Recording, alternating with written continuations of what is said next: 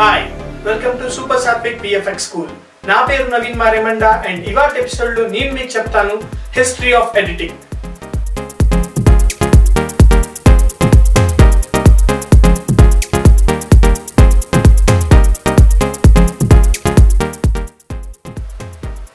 Editing multiple of video clips ని ఒక meaningful order లో ప్లేస్ చేసుకునే ప్రాసెస్ ని ఎడిటింగ్ అంటారు.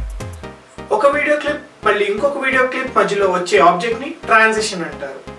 ఎంత స్మూత్ ట్రాన్సిషన్ ఉంటే అంత పర్ఫెక్ట్ గా ఎడిటింగ్ ఉన్నట్టు అర్థం. అసలు ఈ ఎడిటింగ్ ఎలా స్టార్ట్ అయింది?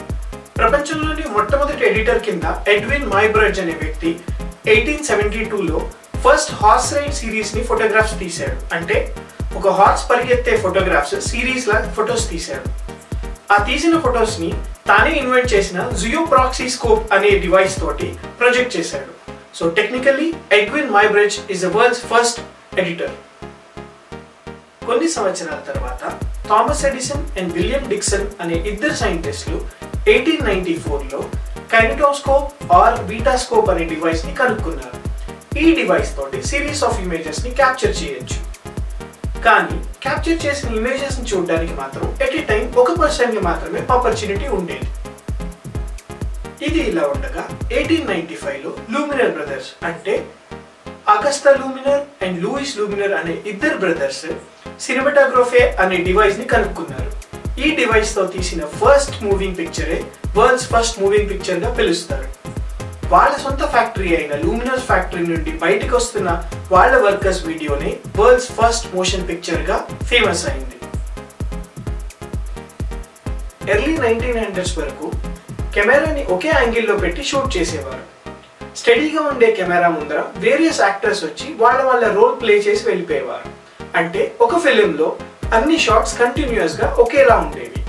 ఇది ఇలా ఉండగా 1902లో జార్జ్ మీలియస్ అనే ఒక creative director the trip to the moon అనే ఒక ఫిలిం తీశారు. ఈ ఫిలింలో ఆయన ఒక మూవీకి కావాల్సిన అన్ని వేరియేషన్స్ ని చూపించారు. అంటే డిఫరెంట్ వేరియస్ నుంచి షార్ట్స్, డిఫరెంట్ యాంగిల్స్ నుంచి షార్ట్స్, వేరియస్ టైం, వేరియస్ టెంపోతో మూవీ క్యాప్చర్ చేశారు. సో ఇవన్నీ చేయడానికి ఆయన మాన్యువల్ గా సిజర్స్ తోటి ఫిలిం టేప్ ని కత్తిరించి గ్లూతో అతికిచ్చారని కూడా అంటారు.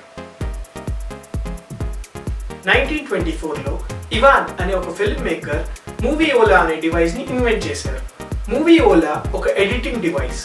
ఈ డివైస్ లో మ్యాగ్నెటిక్ ఫిలిమ్స్ ని సైమల్టేనియస్ గా చూస్తూ editors either fast forward are rewind చేస్తూ ఎడిట్ చేయొచ్చు. ఇదివట్లాగా మాన్యువల్ గా కట్ చేయకుండా ఈ డివైస్ యూస్ చేసి టేప్ ని ఎటువంటి డ్యామేజ్ లేకుండా ఫుల్లీ ప్రొటెక్ట్ గా మూవీస్ ని ఎడిట్ చేసేవారు. 40 years ఈ మూవీ ఓలా అనే డివైస్ తోటి మూవీస్ ని ఎంతో మంది ఎడిటర్స్ ఎడిట్ చేసేవారు.